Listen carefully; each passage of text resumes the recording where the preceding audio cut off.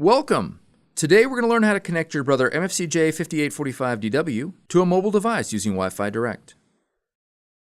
This video will cover multiple models and operating systems. Even though your machine may not match the model on the screen, the overall process will be the same.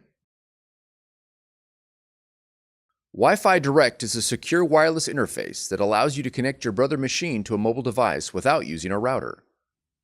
After the connection process is finished, you will need to go to either the App Store or Play Store and download the Brother iPrint and Scan application in order to print from your mobile device. To begin, press the Settings icon on the touchscreen. Then press All Settings. Then press Network. Now press Wi-Fi Direct and select the Manual option.